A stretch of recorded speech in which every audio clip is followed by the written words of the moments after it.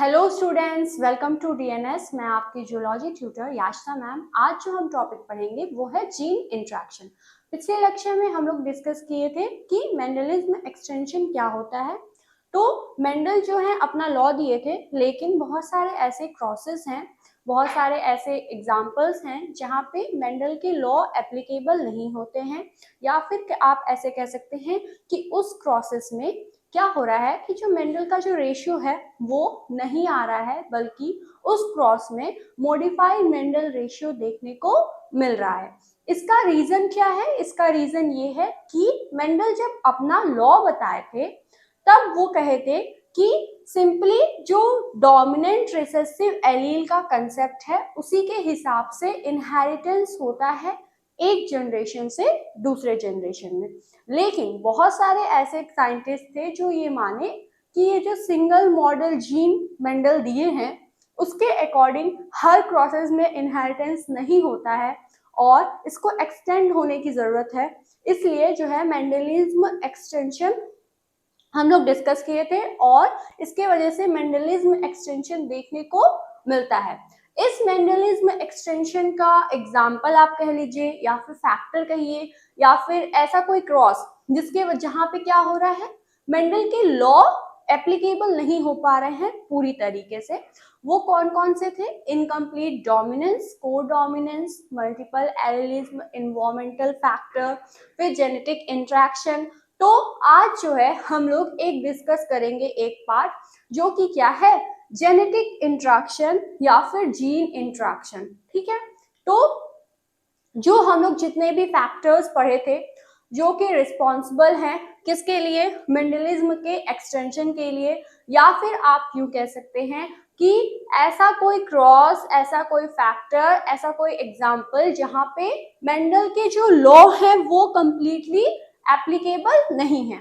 तो उसमें से एक जो है वो होता है जेनेटिक इंट्रैक्शन या फिर जीन इंट्रैक्शन। तो जीन इंट्रैक्शन क्या होता है पहले ये समझ लेते हैं। आज हम लोग डिस्कस क्या कर रहे हैं, जीन इंट्रैक्शन। ठीक है, उसके बाद हम लोग आज जब जीन इंट्रैक्शन डिस्कस कर लेंगे तो नेक्स्ट लेक्चर में हम लोग मल्टीपल एलीज को भी पढ़ेंगे। ठीक है, तो जो एक मल्टीपल एलीज है जहाँ पे मेंडल के लॉ जो है वो नहीं एप्लीकेबल हो रहे हैं, वहाँ पे जो है मॉडिफाइड मेंडल रेशियो देखने को मिलता है, तो उसे जो है हम लोग नेक्स्ट लेक्चर में डिस्कस करेंगे। आज हम लोग डिस्कस करेंगे कि जीन इंट्रैक्शन क्या होता है।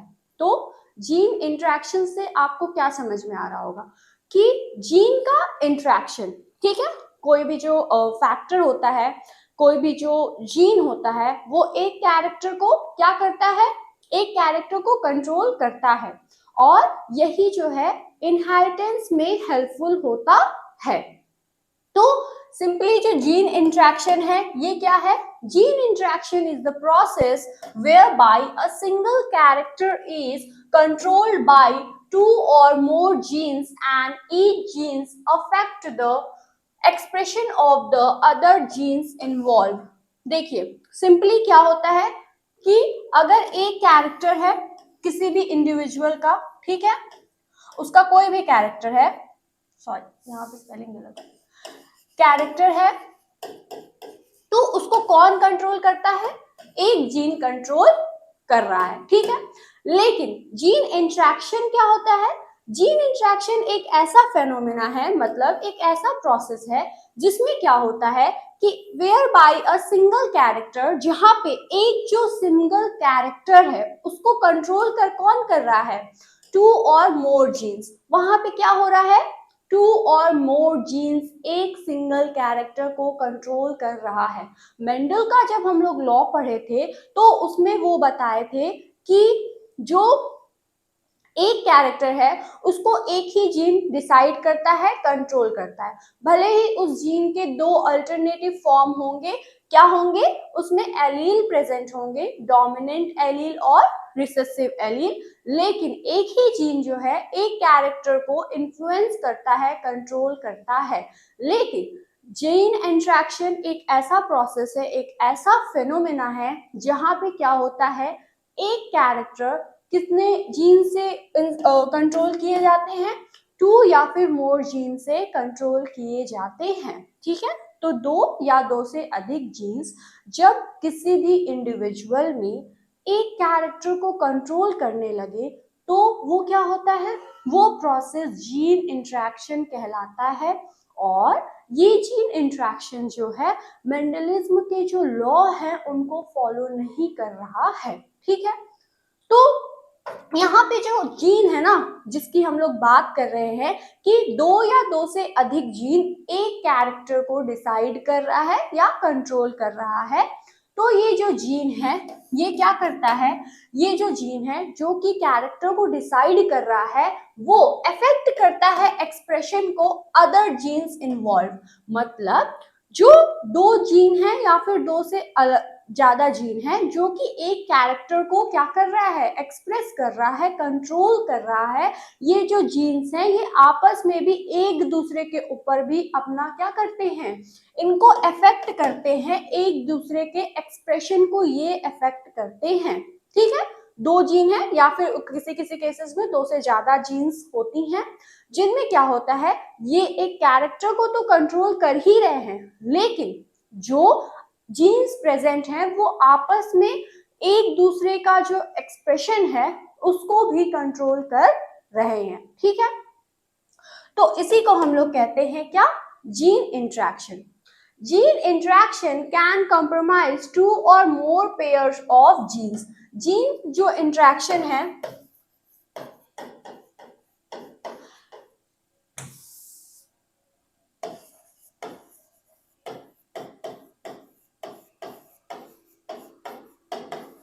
इसमें कितने जीन्स इन्वॉल्व हो रहे हैं, 2 या फिर 2 और more than 2 genes are involved। तो जीन इंटरेक्शन क्या है कि एक ऐसी प्रोसेस जिसमें 2 या 2 से ज्यादा, 2 या 2 से मोर क्या है, जीन्स हैं जो कि इन्वॉल्व हैं किस चीज के लिए, किसी भी पर्टिकुलर कैरेक्टर के लिए।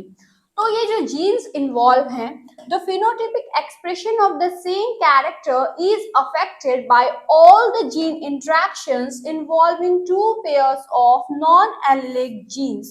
जितने भी जो जीन्स जो भी अच्छा एक बात बताइए, जो कोई भी एक ऑर्गेनिज्म है, ठीक है, उसके अंदर क्या प्रेजेंट होता है, जीनोटाइप प्रेजेंट होता है।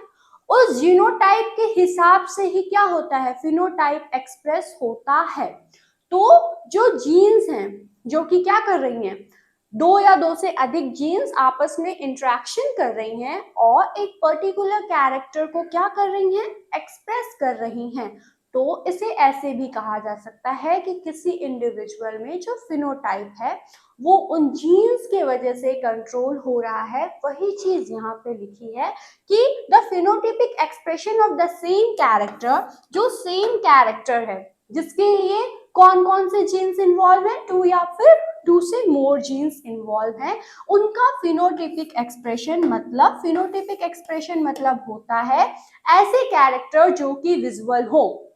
जैसे अगर आप प्लांट्स में अगर एग्जांपल लें तो किसी भी प्लांट की हाइट, उसके फ्लावर का कलर, वो क्या है, वो उसका फिनोटिपिक एक्सप्रेशन है। अगर किसी आप एनिमल का एग्जांपल ले रहे हैं तो मान लीजिए जैसे कोई एक डॉग है, तो अगर उसकी हाइट कैसा है, उसका कलर कैसा है, वो तो आप विजुअली देखकर बता सकते हैं, वो उसका फिनोटिपिक एक्सप्रेशन होता है। तो फिनोटाइप होता है एक ऐसा कैरेक्टर जो कि इजीली ऑब्जर्व किया जा सकता है। वो डॉग जो है वो अगर लंबा है तो उसके लिए कौन से जीन्स रिस्पॉन्सिबल है, वो तो जीनोटाइप डिसाइड करता है, वो तो क्या होता है, वो तो जीनोटाइप डिसाइड कर रहा है। लेकिन उस डॉग का जो फिनोटाइप है कि उसकी हाइट कैसी है, वो लंबा है या छोटा है, उसके लिए तो आपको जीनोटाइप तक जाने की जरूरत नहीं है, वो तो आप विजुअली देख के बता सकते हैं।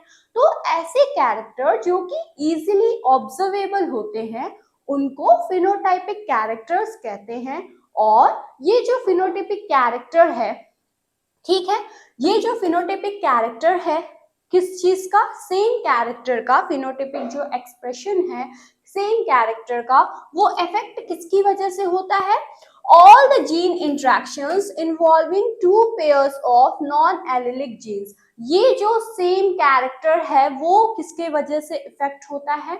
वो इफेक्ट होता है जीन इंट्रैक्शंस की वजह से। और ये जो जीन इंट्रैक्शंस होते हैं वो किनके बीच में होता है? Two pairs of non allelic genes. जो जीन्स हैं उनके जो एलील्स हैं उनके इंटरेक्शन की वजह से, उनका जो इंटरेक्शन हो रहा है उनके वजह से ये जो कैरेक्टर है इसका फिनोटाइप इफेक्ट हो रहा है। देखिए सिंपली इसको आप ऐसे समझिए कि मेंडल तो ये बताए थे कि एक जीन होगा, ठीक है, और उस जीन में क्या होगा? उसका अल्टरनेटिव एलील प्रेजेंट होंगे, मतलब दो एलील एक जीन में प्रेजेंट होते हैं और यही एक जीन एक कैरेक्टर को डिसाइड करता है।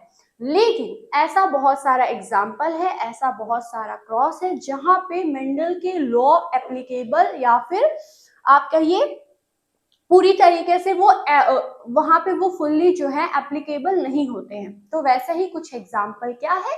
एक जो है जीन इंट्रैक्शन है।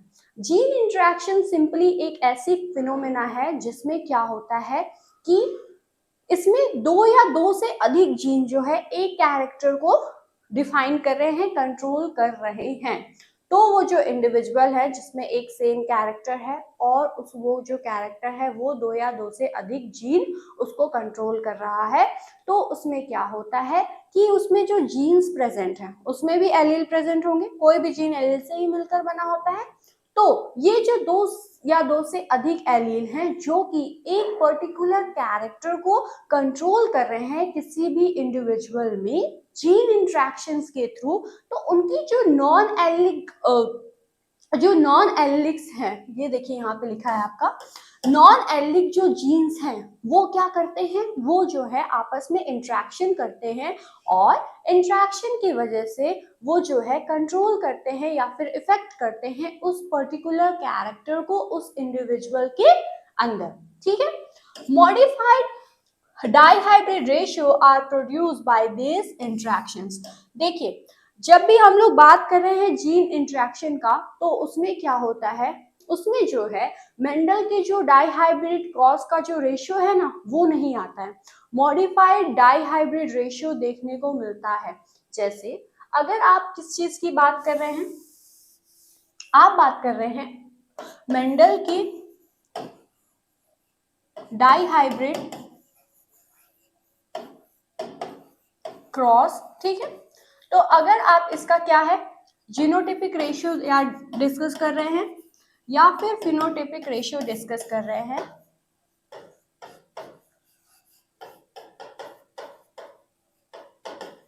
तो मेंडल के अकॉर्डिंग तो क्या होता था, डाइहाइब्रिड अगर क्रॉस है तो उसमें जीनोटिपिक रेशियो क्या होता था?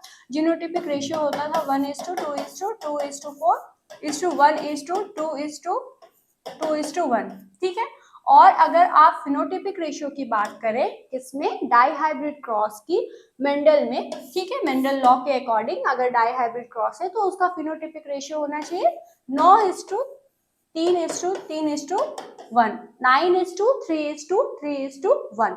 लेकिन ये जो जीन इंट्रैक्शन होता है ना इसमें भी डाइहाइब्रिड क्रॉस होता है, लेकिन ये जो मेंडल के लॉ है उनका जो रेशियो है, डाइहाइब्रिड क्रॉस का जो रेशियो है वो देखने को नहीं मिलता है, ठीक है। मतलब मॉडिफाइड मेंडल रेशियो को देखने को मिलता है किसमें? जीन इंट्रैक्शंस में, ठीक है। तो जब जीन इंट्रैक्शन होगा तो उसमें जब डाइहाइब्रिड क्रॉस होगा तो उसमें क्या होता है, जो मेंडल के जो लॉ हैं उनमें जो वो अपना रेशियो बताए थे जिसको हम लोग मेंडेलियन रेशियो कहते हैं, तो वो रेशियो नहीं देखने को मिलता है, बल्कि वहां पे क्या होता है जब भी जीन इंट्रैक्शन होता है तो उस क्रॉस में जो रेशियो होता है वो मॉडिफाइड मेंडेलियन रेशियो देखने को मिलता है। मतलब एग्जैक्ट इसके तरह सेम नहीं मिलेगा, कुछ अलग या फिर कुछ चेंजेस जो हैं इस रेशियो से अलग चेंज जो है आपको देखने को मिलेगा किसमें? जीन इंट्रैक्शंस के डाइहाइब्रिड क्रॉसेस में, ठीक है।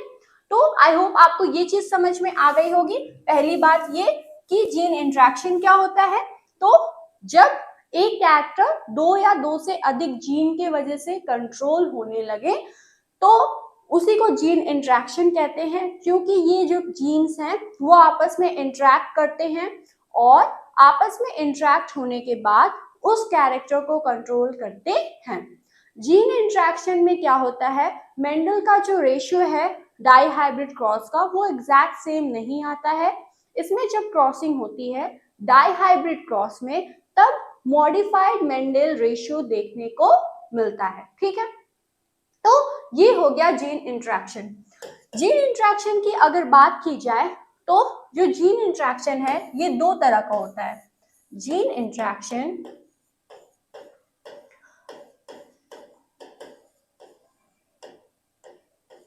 कि अगर टाइप्स की बात की जाए, ठीक है, क्या बात की जाए, जीन इंटरेक्शन की टाइप्स की बात की जाए तो ये जो जीन इंटरेक्शन है ये कितने तरह का होता है। जीन इंटरेक्शन जो है दो तरह का होता है। तो पहला जो टाइप है वो क्या है, पहला जो टाइप है वो है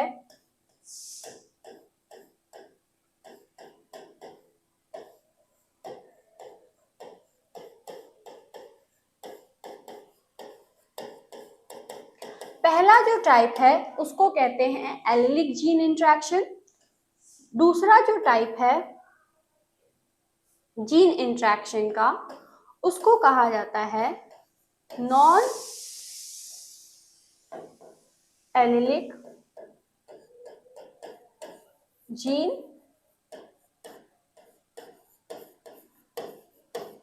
इंटरेक्शन। तो जो जीन इंटरेक्शन है वो क्या है, जीन इंटरेक्शन जो है दो तरह का होता है। पहला जो है वो कहलाता है एलिलिक जीन इंटरेक्शन और जो दूसरा होता है, दूसरा टाइप है जीन इंटरेक्शन का वो होता है नॉन एलिलिक जीन इंटरेक्शन। तो ये जो एलिलिक और नॉन एलिलिक जीन इंटरेक्शन है ये क्या होता है, चलिए जान लेते हैं।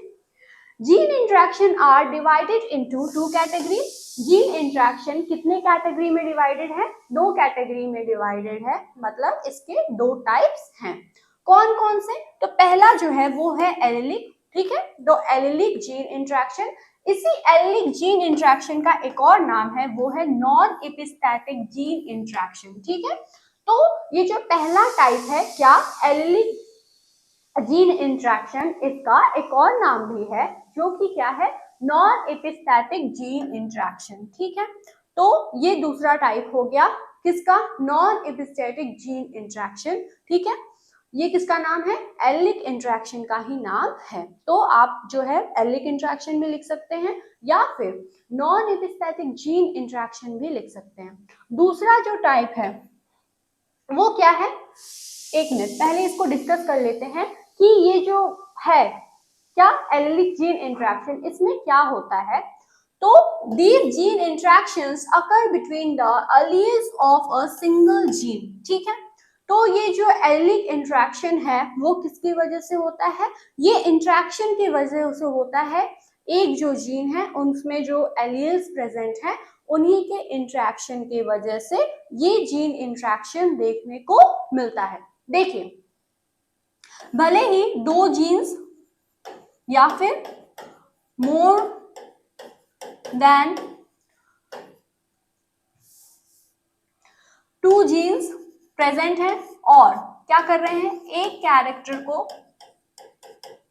क्या कर रहे हैं, कंट्रोल कर रहे हैं। ठीक है, तो यही होता है जीन इंटरेक्शन में। लेकिन ये जो जीन इंटरेक्शन है ये दो तरह का होता है। तो पहला तो इंटरेक्शन ऐसा होता है जिसमें ये जो जीन्स प्रेजेंट हैं उसमें से किसी एक जीन का क्या कर रहा है, जीन में दोनों एलील प्रेजेंट होंगे। ठीक है, जीन में क्या होंगे, दोनों एलील प्रेजेंट होंगे, डोमिनेंट और रिसेसिव। कौन सा एलील, डोमिनेंट एलील और रिसेसिव एलील। तो जब ऐसा जीन इंटरेक्शन जिसमें जो जीन्स प्रेजेंट हैं उनमें से किसी एक जीन के जो एलील्स हैं उनके बीच में जब इंटरेक्शन हो तो उसे एलिलिक इंटरेक्शन कहते हैं। ठीक है, आई होप आपको समझ में आया होगा। फिर से समझा देते हैं कि जो जीन इंटरेक्शन है वो दो तरह का होता है। पहला होता है एलिलिक इंटरेक्शन और दूसरा होता है नॉन एलिलिक इंटरेक्शन। पहला होता है एलिलिक इंटरेक्शन जिसमें क्या होता है कि जो जीन्स प्रेजेंट हैं जो कि एक कैरेक्टर को डिसाइड कर रहे हैं, तो उसी जीन में से किसी एक जीन के जो एलील्स प्रेजेंट हैं, उस जीन के अंदर जो एलील प्रेजेंट है, अगर उनके बीच में इंटरेक्शन हुआ तो इस तरह के कंडीशन को, इस तरह के फेनोमेना को क्या कहते हैं? एलिक जीन इंटरेक्शन कहते हैं। जो दूसरा टाइप है वो क्या होता है?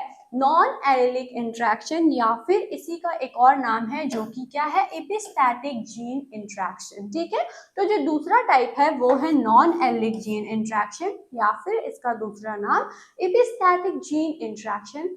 इसमें क्या होता है? इस इंटरेक्शन में होता ये है कि इसमें जो जीन्स प्रेजेंट हैं वो क्या होते हैं? उनके बीच में इंटरेक्शन होता है।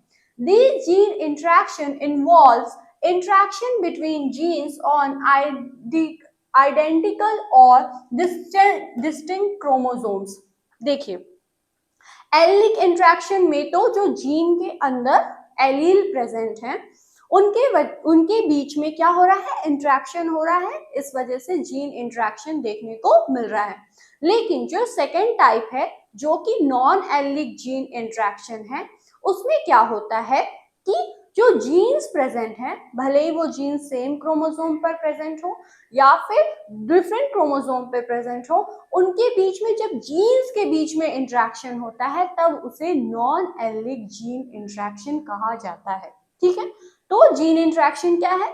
जब दो या दो से अधिक जीन्स एक कैरेक्टर को डिसाइड करने लगे, एक कैरेक्टर को कंट्रोल करने लगे, तो उसे जीन इंटरेक्शन कहते हैं। जीन इंटरेक्शन में ये होता है कि जब क्रॉसिंग होती है तो उसका जो रेशियो आता है, डाइहाइब्रिड क्रॉस रेशियो आता है, तो वो रेशियो मेंडल के रेशियो से मिलता नहीं है और मॉडिफाइड मेंडल रेशियो देखने को मिलता है। तो ये जो जीन इंटरेक्शन है ये दो तरह का होता है।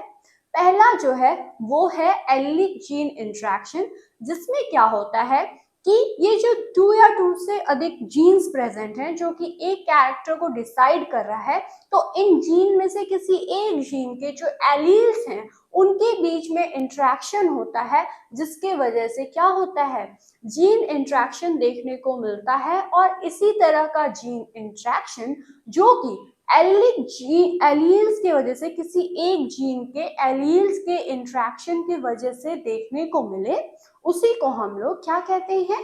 एलिक जीन इंटरेक्शन कहते हैं।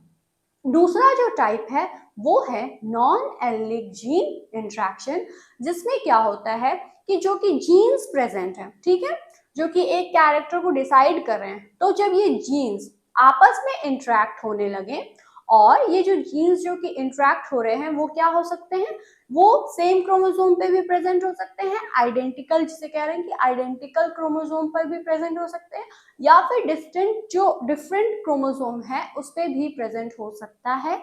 तो जो इंटरेक्शन जो कि जीन्स की वजह से हो रहा है, और ये जीन्स कहाँ पे प्रेजेंट है? सेम क्रोमोसोम पर या फिर डिफरेंट क्रोमोसोम पर, तो उसकी वजह से जो इंटरेक्शन देखने को मिल रहा है उसी को हम लोग कहते हैं नॉन एलिलिक जीन इंटरेक्शन या फिर एपिस्थेटिक जीन इंटरेक्शन। ठीक है, तो वही चीज यहाँ पे लिखी हुई है।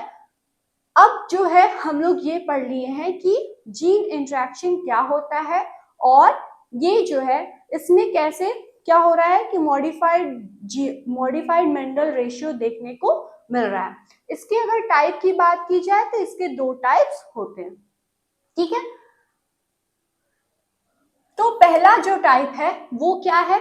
पहला जो टाइप है जीन इंटरेक्शन का वो है allelic gene interaction. Allelic gene interaction क्या होता है? तो जो जीन्स प्रेजेंट हैं जो कि एक कैरेक्टर को इन्फ्लुएंस कर रहे हैं, कंट्रोल कर रहे हैं, या फिर ये कहा जा सकता है कि जो जीन्स प्रेजेंट हैं जो कि एक सिंगल कैरेक्टर को क्या कर रहे हैं? एक्सप्रेस कर रहे हैं। जब इन जीन में से क्या हो रहा है, इसी जीन का जो एलील प्रेजेंट है इसके अंदर, वो क्या कर रहे हैं? आपस में इंटरेक्ट हो रहे हैं। और जब ये एलील्स इंटरेक्ट होते हैं तो इस एलील्स के इंटरेक्शन की वजह से क्या होता है, जीन इंट्रैक्शन होता है। और इस तरह का जीन इंट्रैक्शन जिसमें क्या हो रहा है, एक जीन के एलील्स के बीच में इंट्रैक्शन हो रहा है, उस जीन इंट्रैक्शन को कहा जाता है एलिक जीन इंट्रैक्शन। ठीक है, तो एलिक जीन इंट्रैक्शन क्या है, एलिक जीन इंट्रैक्शन जो है एक ऐसा जीन इंट्रैक्शन है जिसमें जो जीन्स प्रेजेंट हैं, ठीक है, उसमें से कोई एक जीन है, उसका जो एलील प्रेजेंट है वो आपस में इंटरेक्ट कर रहे हैं, और इसी इंटरेक्शन की वजह से जीन इंटरेक्शन देखने को मिल रहा है। और यही जो जीन इंटरेक्शन है जिसमें क्या हो रहा है, एलील्स जो कि एक जीन का है उनमें इंटरेक्शन हो रहा है, इस तरह के जीन इंटरेक्शन को एलिक जीन इंटरेक्शन कहा जाता है। ठीक है, तो पहले इसके जो है डिफिनीशन को हम लोग देख लेते हैं, क्या है। The alleles of the same gene interact such a way to produce the new character। क्या हो रहा है कि जो जीन के अंदर क्या होता है एलिक जीन इंट्रैक्शन में, कि जो क्या है जीन है उसके अंदर जो एलील प्रेजेंट है वो आपस में इंटरेक्ट कर रहे हैं, और इसी इंट्रैक्शन की वजह से एक नया कैरेक्टर देखने को मिल रहा है। ठीक है, तो क्या हो रहा है कि एक जो जीन है वो एक कैरेक्टर को डिसाइड कर रहा है, लेकिन ये जो जीन्स होते हैं, ये जो जीन्स प्रेजेंट है उनके जो एलील्स अगर आपस में इंटरेक्ट होने लगे तो क्या होता है, जो फिनोटाइप है ना, जो आप कह लीजिए जो कैरेक्टर है, एक नया ही कैरेक्टर देखने को मिलता है। ठीक है, तो ये जो इंटरेक्शन है जिसमें क्या हो रहा है कि एलील्स जो सेम जीन की हैं, ठीक है, जो सेम जीन्स की जो एलील्स हैं वो आपस में इंटरेक्ट हो रही हैं, और ये कुछ इस तरह से इंटरेक्ट होती हैं कि ये प्रोड्यूस करती हैं किस चीज को, न्यू कैरेक्टर को प्रोड्यूस करती हैं। अब अगर आप ये कहेंगे कि हम लोग कब से सुन रहे हैं कि एलील्स जो एक जीन की प्रेजेंट है वो आपस में इंटरेक्ट हो रही हैं, और इस इंटरेक्शन की वजह से न्यू कैरेक्टर शो होता है। तो अगर इसको अच्छे से समझना है तो इसके अंदर जो इसके एग्जाम्पल्स हैं उसके थ्रू हम लोग समझ सकते हैं। तो एलिक इंट्रैक्शन का जो एग्जाम्पल है वो है इनकम्प्लीट डोमिनेंस। ठीक है, तो इनकम्प्लीट डोमिनेंस को तो हम लोग पढ़े थे कि ये क्या होता है, एक ऐसा फिनोमेना होता है जिसमें क्या होता है कि नॉर्मली ये होता है कि जब भी कोई होमोजाइगस पेरेंट है और दोनों ही क्या है होमोजाइगस पेरेंट हैं, उनके बीच में क्रॉसिंग हो रही है, और F1 जनरेशन में क्या देखने को मिल रहा है, F1 जनरेशन में हेट्रोजाइगस ऑफस्प्रिंग देखने को मिल रहे हैं। तो ये जो ऑफस्प्रिंग है जो कि किसमें है, हेट्रोजाइगस कंडीशन में है। तो नॉर्मली ये होता कि अगर डोमिनेंट एलील और रिसेसिव एलील प्रेजेंट है तो डोमिनेंट वाला रिसेसिव वाले को मास्क कर देता और डोमिनेंट वाला एलील ही शो होता। लेकिन इनकम्प्लीट डोमिनेंस में ये होता है कि भले ही क्या है होमोजाइगस पेरेंट है जिसके पास दोनों ही क्या है डोमिनेंट एलील प्रेजेंट है, दूसरा पेरेंट भी होमोजाइगस है और उस पेरेंट के पास भी उस पेरेंट के पास दोनों ही रिसेसिव एलील प्रेजेंट हैं, वो अपने गैमेट्स प्रोड्यूस किए, क्रॉसिंग हुई और F1 जनरेशन में हेट्रोजाइगस कंडीशन देखने को मिला। लेकिन इसमें क्या होता है कि जो डोमिनेंट वाला एलील है वो अपना फंक्शन प्रॉपरली परफॉर्म नहीं करता है और रिसेसिव एलील भी मास नहीं होता है, जिससे क्या होता है एक नया ही फिनोटाइप देखने को मिलता है जो कि दोनों ही पेरेंट से एकदम अलग होता है। तो ये होता है क्या, ये है एग्जाम्पल इनकम्प्लीट डोमिनेंस का। तो ये जो इनकम्प्लीट डोमिनेंस है ये किसकी वजह से देखने को मिल रहा है, तो ये एलिक जीन इंट्रैक्शन की वजह से देखने को मिल रहा है। मतलब जो एक जीन है वो एक कैरेक्टर को डिसाइड कर रहा है, अगर ये जीन प्रेजेंट है तो इस जीन के अंदर जो एलील्स हैं वो आपस में इंट्रैक्ट हो रही हैं और इंट्रैक्शन की वजह से एक नया ही फिनोटाइप देखने को दे रही है। ठीक है, मतलब एक नया ही फिनोटाइप प्रोड्यूस कर रही है। ठीक है, तो पहले हम लोग इनकम्प्लीट डोमिनेंस को समझ लेते हैं, उसके बाद समझते हैं कि कैसे जो है इसमें एलिक जीन इंट्रैक्शन फंक्शन हो रहा है। ठीक है, कैसे ये अपना फंक्शन परफॉर्म कर रहा है। तो इनकम्प्लीट डोमिनेंस जो है वो क्या है? Incomplete dominance, the heterozygous shows a phenotype which is between the homozygous recessive and homozygous dominant phenotype। जो इनकम्प्लीट डोमिनेंस था उसमें नॉर्मली हो क्या रहा था?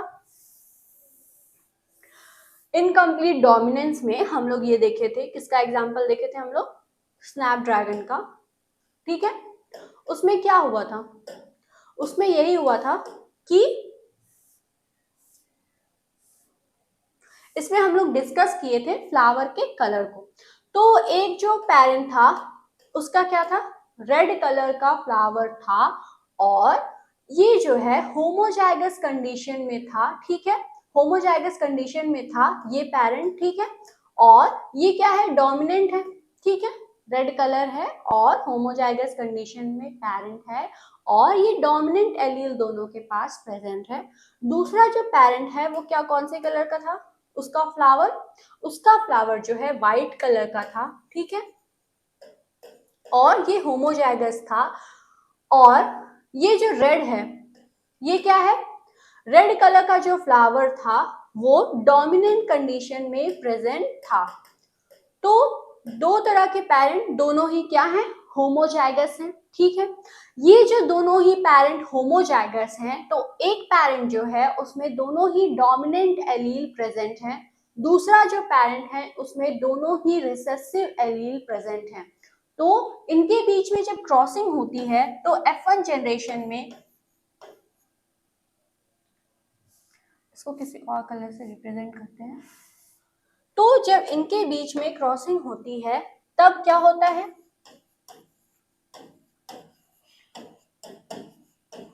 F1 जनरेशन में क्या होता है? 4 ऑफस्प्रिंग मिलते हैं, जिसमें सभी का अगर जीनोटाइप देखा जाए तो हेट्रोजाइगस होता है, मतलब एक कैपिटल आर और एक स्मॉल आर, ठीक है। तो हेट्रोजाइगस कंडीशन है तो उसमें एक कैपिटल आर है, एक स्मॉल आर है। तो कंप्लीट डोमिनेंस अगर फॉलो होता तो क्या होता? नॉर्मली ये जो कैपिटल आर है इस स्मॉल आर को हाइड कर देता, मास्क कर देता, और रिजल्ट होता क्या? रेड कलर का फ्लावर। लेकिन ये इनकम्प्लीट डोमिनेंस है जिसमें हेट्रोजाइगस कंडीशन भले ही प्रेजेंट हो, लेकिन ये डोमिनेंट एलील रिसेसिव एलील को पूरी तरह से मास्क नहीं कर पाता है, और रिसेसिव एलील भी अपना फंक्शन परफॉर्म नहीं करता है, जिसकी वजह से ये दोनों ही अपने अपने पार्शियल फंक्शन परफॉर्म करते हैं। और इसी की वजह से जो हेट्रोजाइगस कंडीशन है उसमें क्या होता है? उसमें एक नया फिनोटाइप देखने को मिलता है जो कि होता है पिंक कलर। तो सारे के जो सारे फ्लावर्स होते हैं जो कि F1 जनरेशन में होते हैं वो किस कलर के होते हैं? पिंक कलर के होते हैं, ठीक है। तो वही चीज यहाँ पे लिखा है। अब जो है आपको इसकी एक एक लाइन समझ में आ जाएगी। क्या लिखा है कि इन इनकम्प्लीट डोमिनेंस में क्या देखने को मिलता है कि जो हेट्रोजाइगस है, जो हेट्रोजाइगोट है, मतलब ये कैपिटल आर और स्मॉल आर की कंडीशन, वो क्या होती है? वो जो है एक नया फिनोटाइप देखने को दिखाती है। सोज अ फिनोटाइप, एक फिनोटाइप दिखाती है which is between the, जो कि क्या होता है? होमोजाइगस रिसेसिव और होमोजाइगस डोमिनेंट फिनोटाइप के बीच का होता है। मतलब अगर यहाँ पे होमोजाइगस की बात की जाए, ये रेड है, और यहाँ पे जो दूसरा जो होमोजाइगस जो कि रिसेसिव है वो व्हाइट है, और रिजल्ट F1 में क्या मिला? हेट्रोजाइगस। तो ये जो हेट्रोजाइगस की अगर कंडीशन देखी जाए तो ये तो दोनों के बीच का ही है, ना ये रेड ही कलर का फ्लावर दिया ना ही ये व्हाइट कलर का दिया। ये किस कलर का दिया फ्लावर? ये पिंक कलर का जो फ्लावर है उसे प्रोड्यूस किया, जो कि इनकम्प्लीट डोमिनेंस की वजह से हुआ। और ये इनकम्प्लीट डोमिनेंस क्यों हुआ है? क्योंकि जो जीन है जो कि उस फ्लावर कलर को क्या कर रही है? डिसाइड कर रही है, इन्फ्लुएंस कर रही है, उस जीन के अंदर के जो एलियस हैं वो इंटरेक्शन कर लिए, और इसी इंटरेक्शन के वजह से क्या हो रहा है? जो फिनोटाइप है वो नया देखने को मिल रहा है, ठीक है। तो हमें लगता है कि अब आपको ये चीज समझ में आ गई होगी। जो हम क्रॉस बनाए थे उसे आप भी नोट डाउन कर लिए होंगे हमें लगता है, ठीक है। तो हम जब भी अगर कोई भी चीज लिख रहे हो तो आप भी लिख लिया कीजिए, ठीक है। तो ये चीज समझ में आ गया। और ये the best example of incomplete dominance is seen in both mirabilis jalapa and Snapdragon flower, ठीक है।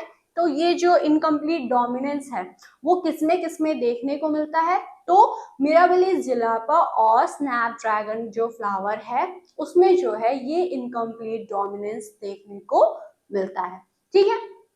इसमें वही चीज शो है कि कैसे जो पेरेंट था, एक पेरेंट जो था वो क्या था, व्हाइट कलर का उसमें फ्लावर था, ये कैसे थे, होमोजाइगस में थे। और एक जो पेरेंट था वो कैसा था, रेड कलर का फ्लावर था उसका, ठीक है। और इनके बीच में जब क्रॉसिंग हुई तो रिजल्ट जो था वो एकदम अलग था, जो कि क्या था, पिंक कलर था।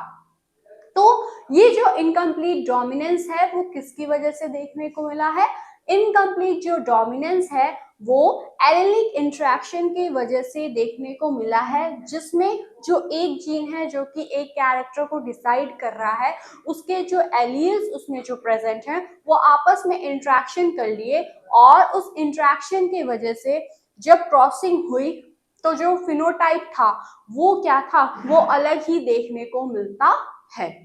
तो ये जो एलिलिक जीन इंटरेक्शन है वो क्या होता है वो समझ में आ गया होगा। और इसका जो एग्जाम्पल है इनकम्प्लीट डोमिनेंस वो क्या होता है, आई होप आपको समझ में आ गया होगा, ठीक है। दूसरा जो एग्जाम्पल है किसका, एलिलिक इंटरेक्शन का,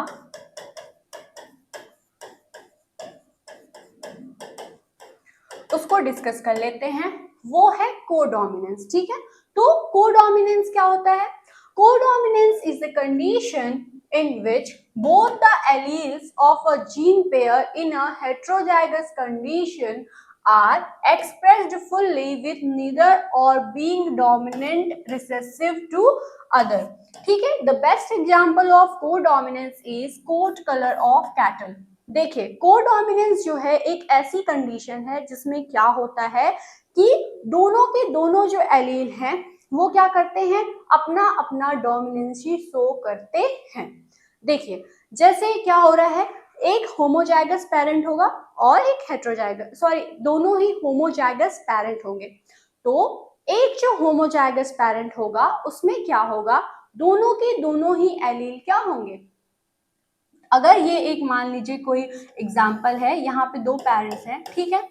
तो एक अगर डोमिनेंट है तो दोनों के दोनों एलील इसमें डोमिनेंट ही होंगे, और अगर एक रिसेसिव है तो दोनों के दोनों ही एलील जो है इसमें रिसेसिव होंगे, ठीक है।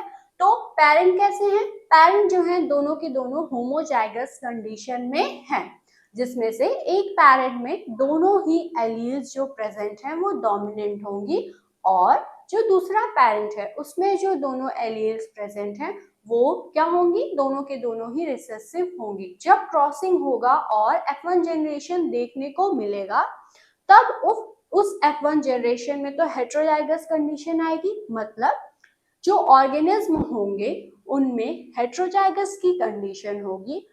इसका मतलब ये होता है कि उसके अंदर एक डोमिनेंट एलील प्रेजेंट होगा और एक रिसेसिव एलील प्रेजेंट होगा।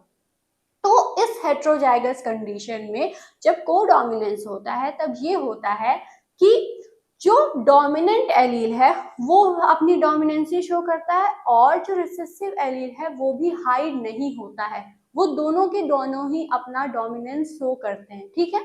तो एक ऐसी कंडीशन जहाँ पे कोई भी, क्या आप ऐसे कह सकते हैं कि कोई भी झुकने के लिए, या फिर क्या हो सकता है, इसे कहा जा सकता है कि कोई भी जो है हाइड नहीं होना चाहता है। डोमिनेंट वाला तो अपनी डोमिनेंसी शो कर ही रहा है, रिसेसिव वाला जो है वो भी अपनी डोमिनेंसी ही शो करता है, और इसी वजह से इसको क्या कहते हैं, कोडोमिनेंस कहते हैं। मतलब एक ऐसी कंडीशन जहां पे दोनों ही एलील्स जो हेट्रोजाइगस कंडीशन में हैं दोनों ही एलील्स अपना अपना जब डोमिनेंसी शो करते हैं तो उसी कंडीशन को क्या कहते हैं, उसी कंडीशन को हम लोग कहते हैं कोडोमिनेंस, ठीक है। तो कोडोमिनेंस क्या है, कोडोमिनेंस एक ऐसी कंडीशन है जिसमें क्या होता है, जिसमें जो दोनों एलील्स हैं, किसमें, जो जीन पेयर है किस कंडीशन में? हेट्रोजाइगस कंडीशन में।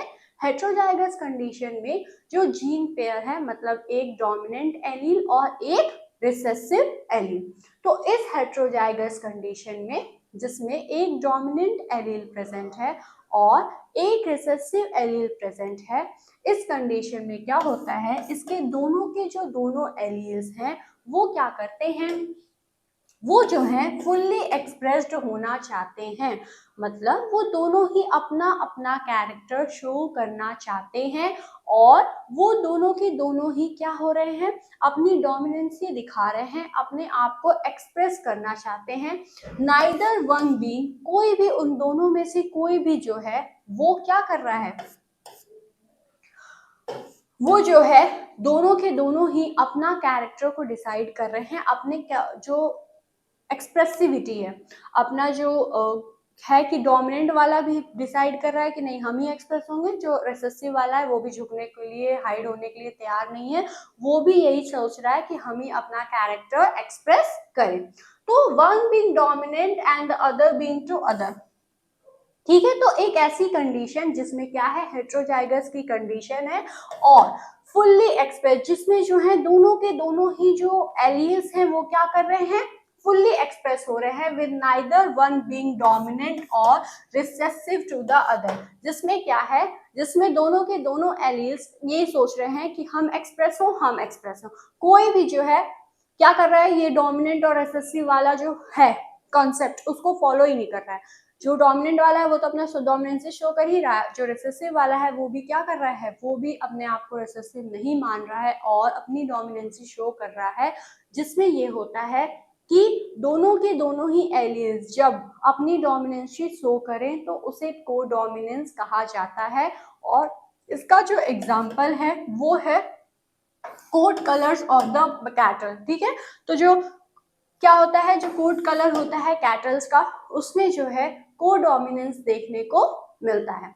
तो जो कोडोमिनेंस है इसमें ऐसा क्यों हो रहा है कि नॉर्मली तो ये होता था मेंडल के हिसाब से कि अगर हेट्रोजाइगस कंडीशन है तो डोमिनेंट एलील वाला अपनी डोमिनेंसी शो करेगा, रिसेसिव वाला हाइड हो जाएगा और डोमिनेंट वाला ही कैरेक्टर शो होगा।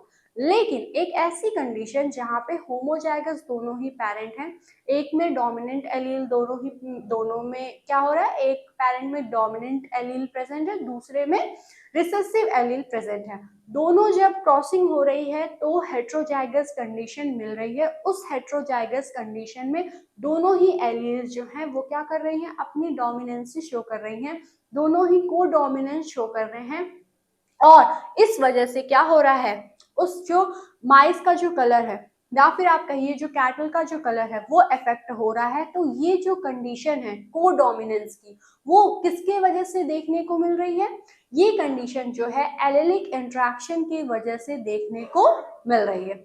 तो मतलब एलेलिक इंट्रैक्शन मतलब एक जीन जो कि एक कैरेक्टर को कंट्रोल कर रहा है, तो ये जो जीन है उसके जो एलील्स हैं दोनों ही डोमिनेंट और रिसेसिव वाले, ये आपस में ही इंट्रैक्शन कर रहे हैं और इस एलेलिक इंट्रैक्शन की वजह से जो है कोडोमिनेंस देखने को मिलता है। या फिर ऐसे कहा जा सकता है कि ये जो एलेलिक इंट्रैक्शन है जिसमें किसी भी एक जीन के जो एलील्स होते हैं वो आपस में इंट्रैक्ट होते हैं और फिनोटाइप नया तरह का दिखाते हैं, ये एलेलिक इंट्रैक्शन जो है वो उसका बेस्ट एग्जाम्पल क्या है, इसका एक बेस्ट एग्जाम्पल है कोडोमिनेंस, जिसमें हेट्रोजाइगस कंडीशन में दोनों ही एलील चाहे वो डोमिनेंट हो या रिसेसिव हैं, दोनों ही अपनी डोमिनेंसी शो करती हैं और इस वजह से नया ही फिनोटाइप देखने को मिलता है। और ये किसका एग्जाम्पल है, ये एग्जाम्पल है एलेलिक इंट्रैक्शन का, ठीक है। आई होप आपको ये चीज समझ में आ गई होगी।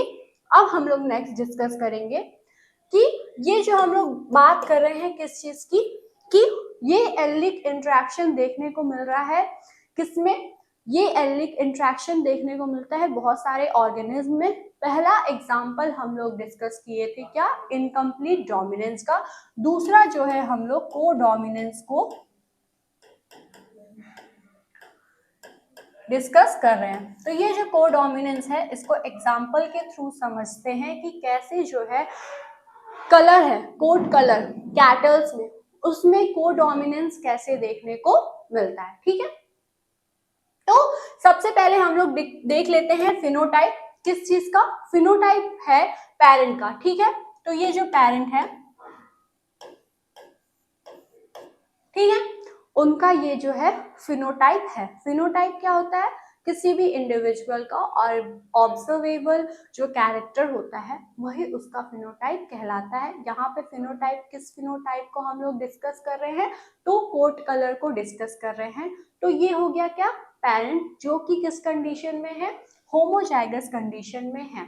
तो जो पेरेंट है उसमें से क्या है, एक जो पेरेंट है उसका जो वो जो कैटल है, ठीक है, तो उसमें से जो एक पेरेंट है उसका कोट का कलर कैसा है? रेड कलर है। ठीक है,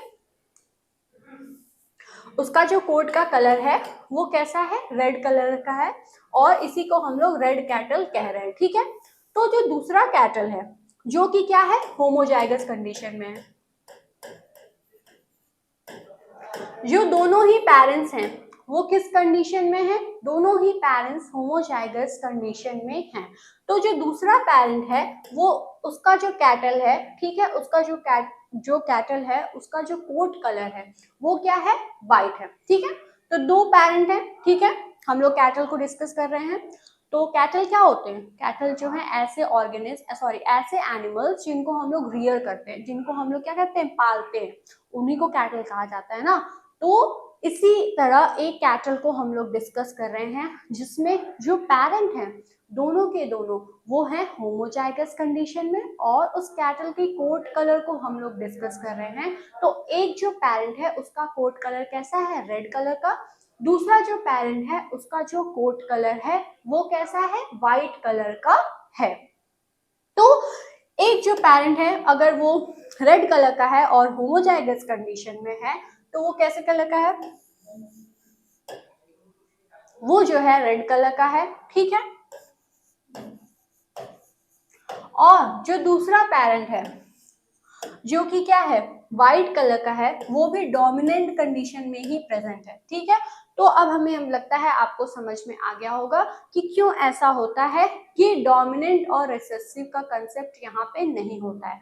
कोडोमिनेंस में क्या होता है कि दोनों ही एलील्स जो है ना वो इस वजह से डोमिनेंट या फिर रिसेसिव को नहीं फॉलो करती हैं क्योंकि उसमें जो है दोनों के दोनों ही एलील्स हमेशा क्या होते हैं? दोनों के दोनों ही एलील्स हमेशा डोमिनेंट प्रेजेंट होते हैं। एक जो एनिमल है उसमें जो रेड कलर है उसमें जो दोनों ही एलील्स प्रेजेंट हैं वो डोमिनेंट हैं, और जो दूसरा एलील है उसमें जो दोनों ही एलील प्रेजेंट हैं वो भी डोमिनेंट है। जब दोनों ही पेरेंट में डोमिनेंट एलील प्रेजेंट है तो उसमें डोमिनेंट और रिसेसिव का कंसेप्ट कैसे आएगा। ठीक है, तो आई होप अब आपको समझ में आ गया होगा कि क्यों हम ऐसा बात कर रहे थे कि डोमिनेंट वाला तो डोमिनेंसी शो कर रहा है, दूसरा वाला जो है वो भी रिसेसिव की तरह वर्क नहीं करेगा। वो भी अगर रिसेसिव होता तो क्या होता? वो मास हो जाता, लेकिन नहीं, वो दोनों ही अपने डोमिनेंसी को शो कर रहे हैं। क्यों ऐसा होता है? क्योंकि दोनों के दोनों जो पेरेंट्स होते हैं उनमें डोमिनेंट एलील ही प्रेजेंट होते हैं। अभी तक जितने भी हम लोग क्रॉस पढ़े थे मेंडल के लॉ में, उसमें यूजुअली ये होता था कि एक पेरेंट है उसमें डोमिनेंट एलील दोनों प्रेजेंट है, दूसरा जो पेरेंट है उसमें रिसेसिव एलील दोनों में प्रेजेंट है। लेकिन मान लीजिए एक ऐसी कंडीशन जहाँ पे क्या हो रहा है कि पेरेंट्स के बीच में क्रॉस हो रहा है और जो वो पेरेंट्स हैं उनमें क्या है? दोनों ही पेरेंट में डोमिनेंट एलील ही प्रेजेंट है। मतलब जो दोनों ही पेरेंट हैं जो कि होमोजाइगस कंडीशन में है, तो जो पहला पेरेंट है उसमें भी जो दोनों एलील है वो डोमिनेंट एलील प्रेजेंट है, दूसरा जो पेरेंट है उसमें भी जो दोनों एलील प्रेजेंट हैं वो डोमिनेंट एलील ही प्रेजेंट है। तो जब दोनों ही पेरेंट्स में डोमिनेंट एलील प्रेजेंट होंगे और जब हेट्रोजाइगस की कंडीशन आएगी तब इसमें क्या होगी? अगर दोनों ही डोमिनेंट एलील प्रेजेंट होंगे तो उसमें क्या होगा? कोई भी रिसेसिव की तरह वर्क नहीं करेगा, दोनों ही डोमिनेंट एलील अपनी अपनी डोमिनेंसी शो करेंगे। ठीक है, चलिए अब इसको डिस्कस कर लेते हैं। क्या है कि पेरेंट का जो फिनोटाइप है उसमें जो कैटल है उसका रेड कलर है एक पेरेंट का, और दूसरा जो पेरेंट है उसमें जो कैटल है उसका कलर है व्हाइट। इसका अगर क्या बात की जाए जीनोटाइप की, तो जो रेड कैटल है उसका जीनोटाइप है कैपिटल आर और कैपिटल आर। जो व्हाइट कैटल है उसका अगर जीनोटाइप लिखा जाए तो वो होगा कैपिटल डब्ल्यू और कैपिटल डब्ल्यू। ये अपने अपने क्या करेंगे, गैमेट्स को प्रोड्यूस करेंगे। तो ये जो है क्या होंगे, कैपिटल आर और कैपिटल डब्ल्यू। जब क्रॉसिंग होगी तो रिजल्ट मिलेगा क्या, कैपिटल आर और कैपिटल डब्ल्यू। इस कंडीशन में जो कैटल की जो कलर है वो अलग देखने को मिलेगी। दोनों ही एलील क्या है, डोमिनेंट एलील है। दोनों ही एलील अपनी अपनी डोमिनेंसी शो कर रही हैं। यहाँ पे कोई डोमिनेंट एलील और कोई रिसेसिव एलील है ही नहीं। जब रिसेसिव एलील नहीं है तो दूसरा वाला जो एलील होगा वो रिसेसिव की तरफ कैसे वर्क करेगा, नहीं वर्क करेगा। इस वजह से जो दोनों ही एलील्स हैं जो कि डोमिनेंट हैं वो अपनी अपनी डोमिनेंसी शो करते हैं। यहाँ पे डोमिनेंट रिसेसिव वाला कंसेप्ट नहीं चलता है, जिसकी वजह से जो इंडिविजुअल है जो कि F1 जनरेशन में देखने को मिलता है उसका जो कलर होगा वो दोनों ही पेरेंट से अलग होगा, जो कि क्या होगा, रॉन्ग कलर होगा। ठीक है, तो क्या है कि क्रॉसिंग हुई है और जो F1 जनरेशन में जो ऑफस्प्रिंग देखने को मिले हैं उनका जो कलर है वो दोनों ही पेरेंट से डिफरेंट है, जो कि क्या है, रॉन्ग कलर। और ये जो कोडोमिनेंस की प्रोसेस है ये किसकी वजह से हो रही है, एलिक इंट्रैक्शन की वजह से हो रही है। ठीक है, तो जो F1 जनरेशन है उसमें जब सेल्फ पॉलिनेशन होता है तब क्या होता है, उसका अगर F1 जनरेशन की फिनोटाइप को देखा जाए तो वो तो रॉन्ग कलर है। ठीक है, और अगर इसके जीनोटाइप को डिस्कस किया जाए तो कैपिटल आर और कैपिटल डब्ल्यू, कैपिटल आर और कैपिटल डब्ल्यू, जब इनके बीच क्रॉसिंग होगी और वो अपने गैमेट्स को प्रोड्यूस करेंगे। और जब आप ये क्या है,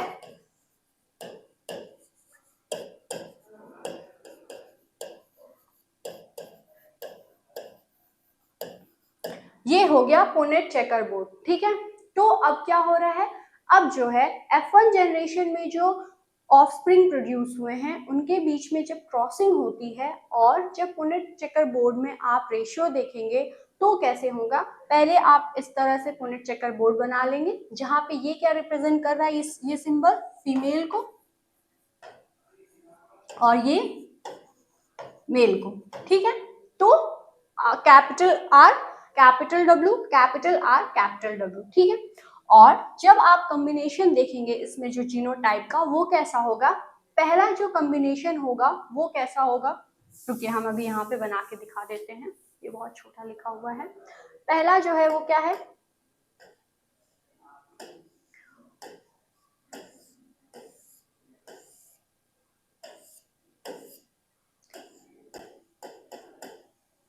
तो अगर हम लोग कॉम्बिनेशन बनाया जाए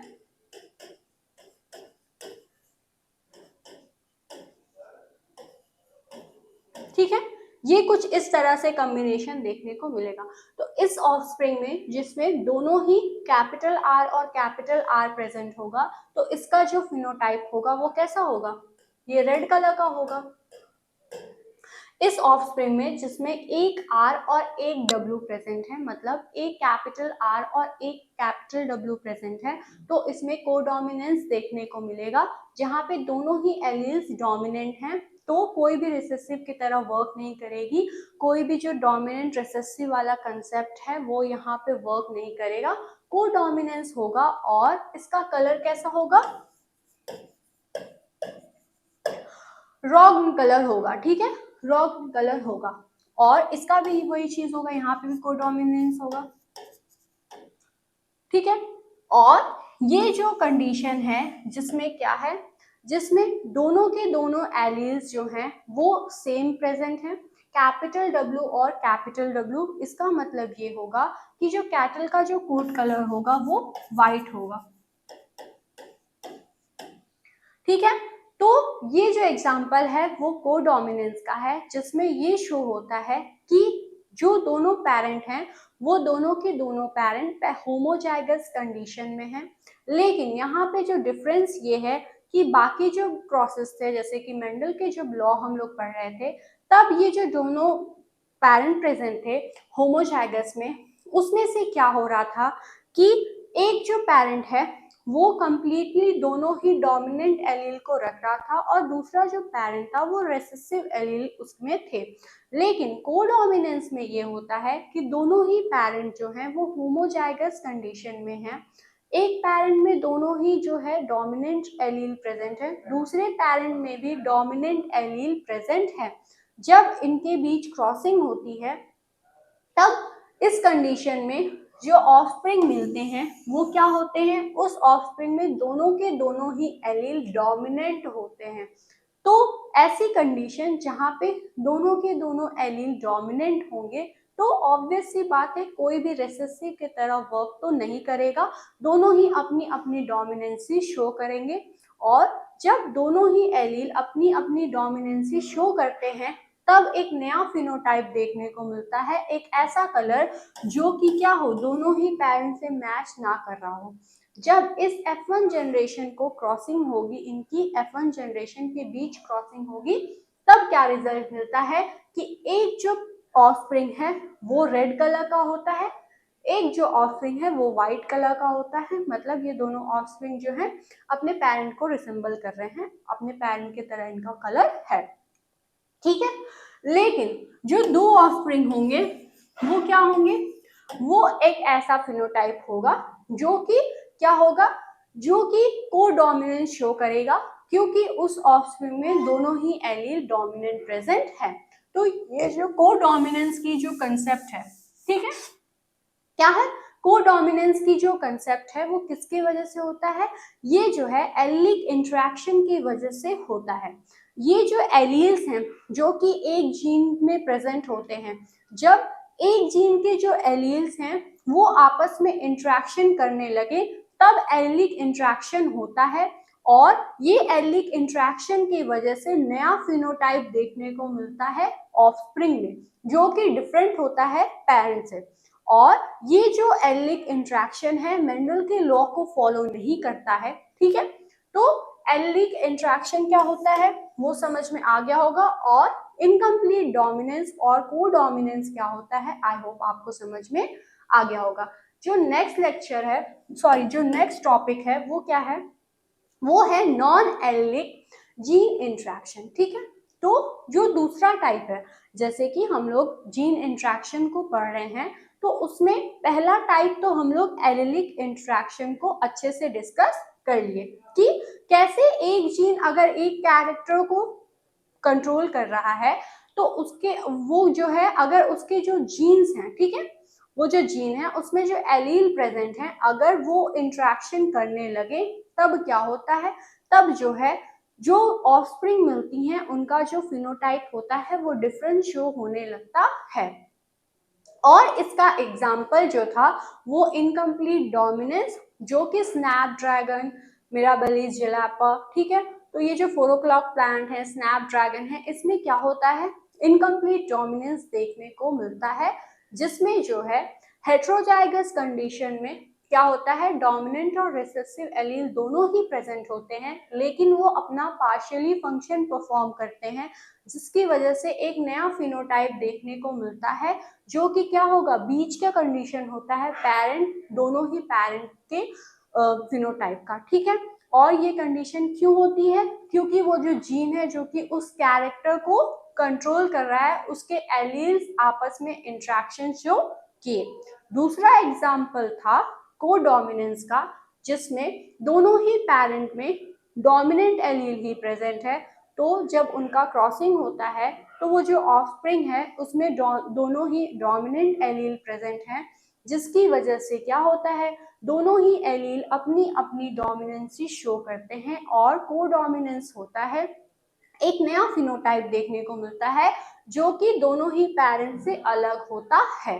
तो ये किसकी वजह से हो रहा है, ये एलिक इंटरेक्शन की वजह से हो रहा है, जहाँ पे जो जीन्स हैं उनके एलील्स इंटरेक्ट हो रहे हैं और ये एलिक इंटरेक्शन मेंडल के लॉ के हिसाब से डोमिनेंट रेसेसिव का जो कंसेप्ट था उसके हिसाब से वर्क नहीं कर रहा है। दूसरा जो एग्जाम्पल है वो है नॉन एलिक इंटरेक्शन। ये कुछ इस तरह का इंटरेक्शन है जो कि क्या करता है, जो कि मेंडल के लॉ को फॉलो नहीं करता है, मॉडिफाइड मेंडल रेशियो इसमें देखने को मिलता है और ये क्यों होता है? क्योंकि जो जीन्स हैं, जो डिफरेंट डिफरेंट जीन्स हैं, उनके बीच में जब इंटरेक्शन होता है तो उसके वजह से जो है जीन इंटरेक्शन देखने को मिलता है। और ये जो जीन इंटरेक्शन है ये मॉडिफाइड मेंडल रेशियो के लिए रिस्पॉन्सिबल हैं। तो पहला तो एक ऐसा कंडीशन जिसमें जो जीन के एलील्स हैं वो इंटरेक्ट कर रहे हैं और मेंडल के लॉ को नहीं फॉलो कर रहे हैं। दूसरा एक ऐसा कंडीशन जिसमें जो जीन्स हैं वो आपस में इंटरेक्ट कर रहे हैं और एक नया फिनोटाइप देखने को उसमें मिल रहा है जो कि मेंडल का जो रेशियो है, डाइहाइब्रिड रेशियो, उसको मॉडिफाइड फॉर्म में दिखा रहा है। तो एलिक इंटरेक्शन क्या होता है, सॉरी, नॉन एलिक इंटरेक्शन क्या होता है उसे हम लोग डिस्कस कर लेते हैं।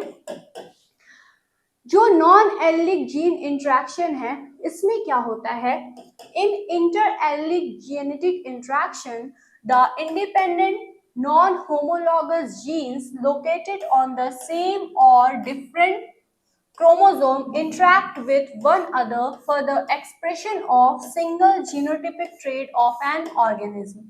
इसमें क्या होता है, जो नॉन एलिक जीन इंटरेक्शन है उसमें क्या होता है कि इसमें जो है इसे एक और नाम दिया गया है, ठीक है। जो नॉन एलिक जीन इंटरेक्शन है इसका एक और नाम क्या होता है, इंटर एलिक जीन इंटरेक्शन, ठीक है। तो इससे आप मत कंफ्यूज होइएगा। तो जो इंटर एलिक जीन इंटरेक्शन है, जेनेटिक इंटरेक्शन है, इसमें क्या होता है, जो इंडिपेंडेंट, ठीक है, इंडिपेंडेंट मतलब जो नॉन होमोलॉगस जीन्स हैं, ठीक है। एक तो जो होमोलॉगस क्रोमोसोम्स होंगे, ठीक है, उसमें होमोलॉगस जीन्स प्रेजेंट होंगे। तो जो इंडिपेंडेंट जीन्स होते हैं मतलब जो कि नॉन होमोलॉगस जीन्स होते हैं, कहाँ पे लोकेटेड होते हैं, वो सेम या फिर और डिफरेंट क्रोमोसोम्स पे इंटरेक्ट प्रेजेंट होते हैं। जब उनके बीच इंटरेक्शन होती है तब क्या होता है, expression of the single genetic trait of an individual, ठीक है। तो जब जो जीन्स प्रेजेंट हैं, ठीक है,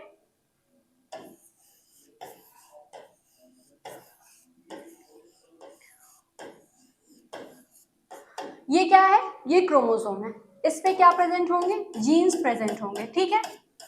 तो ऐसे जीन्स जो कि सेम क्रोमोसोम पर प्रेजेंट हो या फिर डिफरेंट क्रोमोसोम पर प्रेजेंट हो, वो एक कैरेक्टर को क्या करें, इन्फ्लुएंस करें। जब ये जीन्स आपस में इंटरेक्ट करते हैं और किसी कैरेक्टर को क्या करते हैं, कंट्रोल करते हैं या फिर एक्सप्रेस करते हैं, तो उसे ही हम लोग कहते हैं नॉन एलिलिक जीन इंटरेक्शन, ठीक है। तो सिंपली हम लोग ये समझ सकते हैं कि जो क्रोमोसोम्स हैं उन पे जीन्स प्रेजेंट होते हैं।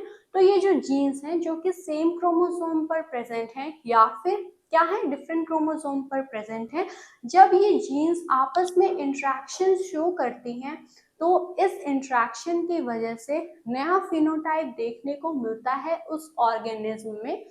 और इसी जीन इंटरेक्शन की वजह से जीन इंटरेक्शन शो होता है और इस जीन इंटरेक्शन को कहा जाता है नॉन एलिक जीन इंटरेक्शन। पहली कंडीशन ऐसी कंडीशन थी जिसमें जो एलील्स हैं जीन के वो इंटरेक्ट हो रहे थे और जीन इंटरेक्शन शो हो रहा था। दूसरा जो जीन इंटरेक्शन का टाइप है उसमें जो जीन्स हैं वो इंटरेक्ट होते हैं और ये जीन्स इंटरेक्ट होकर नए फिनोटाइप को शो करते हैं। तो अगर इसके एग्जाम्पल या टाइप की बात की जाए कि जहाँ पे जो नॉन एलिक जीन इंटरेक्शन है वो शो हो रहा है, तो जैसे एलिक जीन इंटरेक्शन का एग्जाम्पल इनकम्प्लीट डोमिनेंस, को डोमिनेंस था, वैसे ही ये जो नॉन एलिक जीन इंटरेक्शन है वो कहाँ पे देखने को मिलता है, वो जो है कंप्लीमेंट्री जीन एक्शन में देखने को मिलता है, एपिस्टैटिस में देखने को मिलता है। एपिस्टैटिस में देखिए क्या होता है नॉर्मली कि दो जीन्स प्रेजेंट होते हैं और एक जीन जो है दूसरे जीन को क्या करता है, हाइड कर देता है, ठीक है। तो ये जो एपिस्टैटिस होता है ये दो तरह का होता है, डोमिनेंट एपिस्टैटिस और रिसेसिव एपिस्टैटिस, ठीक है। तीसरा जो है वो क्या है, डुप्लीकेटिंग फैक्टर। चौथा जो है वो है सप्लीमेंट्री जीन एक्शन, ठीक है। तो ये किसके एग्जाम्पल हैं? ये नॉन एलिलिक जीन इंट्रैक्शन के एग्जाम्पल हैं। नॉन एलिलिक जीन इंट्रैक्शन क्या होता है? जो एलील्स हैं जो कि सेम क्रोमोसोम पर प्रेजेंट है या फिर डिफरेंट क्रोमोसोम पर प्रेजेंट है, जब उनके बीच में इंट्रैक्शन होता है और इस इंट्रैक्शन की वजह से नया नया फिनोटाइप देखने को मिलता है उस ऑर्गेनिज्म में, उसी को हम लोग नॉन एलिलिक जीन इंट्रैक्शन कहते हैं।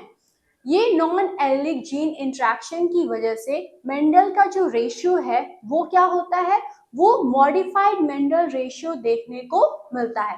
जैसे कि ये जो जितने भी एग्जाम्पल हैं, complementary gene action, epistasis, duplicating factor या फिर सप्लीमेंट्री जीन एक्शन, इसमें क्या होता है? इसमें जब हम लोग पढ़ेंगे, इसको हम लोग नेक्स्ट लेक्चर में डिस्कस करेंगे, तो इसमें जब आप देखेंगे तो इसमें जो रेशियो आएगा वो मेंडल के रेशियो से फॉलो नहीं होगा। मतलब जो मेंडल का जो रेशियो था जो कि डाइहाइब्रिड क्रॉस के लिए था, वो यहाँ पे फॉलो नहीं होगा इन सारे ही एग्जाम्पल में, चाहे एपिस्टैसिस हो या कम्प्लीमेंट्री हो या सप्लीमेंट्री होगा या फिर डुप्लीकेट जीन इंट्रैक्शन होगा। इन सभी में जो मेंडल के रेशियो थे वो मॉडिफाइड मेंडल रेशियो देखने को मिलेंगे। अब इसमें क्या होता है वो एक एक टाइप को हम लोग नेक्स्ट लेक्चर में डिस्कस करेंगे। आज के लिए हम लोग इतना पढ़े हैं कि नॉन एलिलिक जीन इंट्रैक्शन क्या होता है और उसके टाइप क्या होते हैं। एट लास्ट, अगर आपको ये लेक्चर समझ में आया है और आप चाहते हैं कि आपके सिलेबस से रिलेटेड हर टॉपिक जो है वो आप पढ़ें, तो आप डीएनएस एडुकेयर ऐप को प्ले स्टोर से डाउनलोड कर सकते हैं और इनरोल हो सकते हैं। इस समय ऑफर चल रहा है। अगर आपको कोई कंफ्यूजन है तो इस नंबर पे कॉल करके पूछ सकते हैं। नेक्स्ट लेक्चर में हम लोग नॉन एलिलिक जीन इंट्रैक्शन के टाइप्स को डिस्कस करेंगे और उसके बाद हम लोग मल्टीपल एलिलीज को डिस्कस करेंगे। तब तक के लिए thanks for watching this video.